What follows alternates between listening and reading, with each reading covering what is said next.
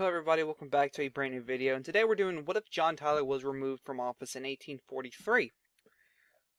So, a little bit of a note is that this doesn't divert much. It doesn't. For about 5 elections, it's different, and then we go back on the timeline. Similar to what if Charles Hughes ran for president.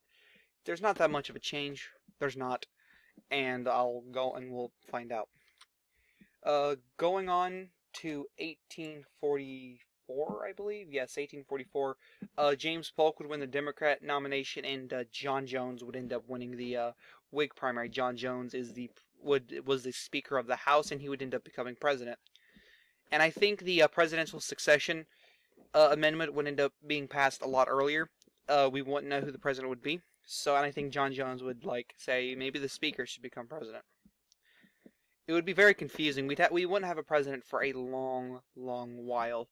Not that long, maybe about a couple weeks before they say, okay, screw it, the Speaker becomes president. But James Polk would end up defeating John Jones, as if John Tyler were removed, the Whig Party would not be a very popular party at all, and they would end up dying after this election, as James Polk would win in a giant landslide over John Jones. Going on to 1848, Zachary Taylor would run as a Democrat this time around. He wouldn't be a Whig because the Whig Party is very controversial and dead, and he would be a lot more pro-slavery because he had slaves, so he would be more pro-slavery, which is a shame.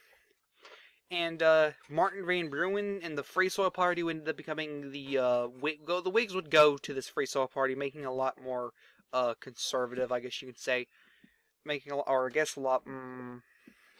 want to say a lot more conservative than what we got IRL, a lot more liberal, I guess, and they'd win a lot of the Northeast and the Rust Belt, but Zachary Taylor would still end up winning 163 to 127 to become the 13th president. But Taylor would still pass away, and his running mate Lewis Cass would end up becoming the 14th president.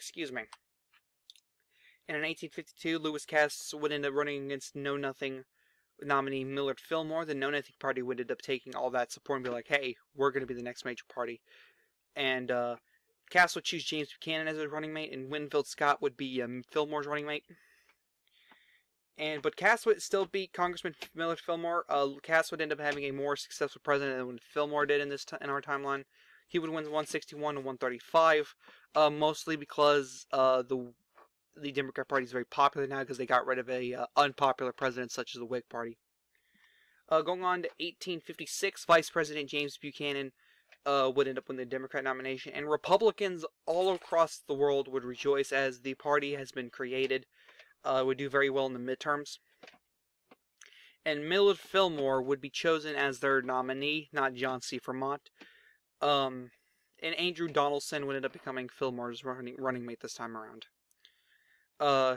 They would do very well in the Rust Belt, the West, and in the Northeast, but it still wouldn't be enough to beat Vice President James Buchanan, as 152 to 144, he becomes the 15th president.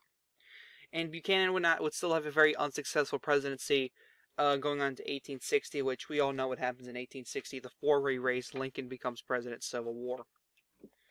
And we're back on the timeline, really. After this, it's just, hey, Lincoln versus McClellan, Lincoln gets assassinated, so on and so forth. So anyway, guys, this is the Chaotic One saying, peace.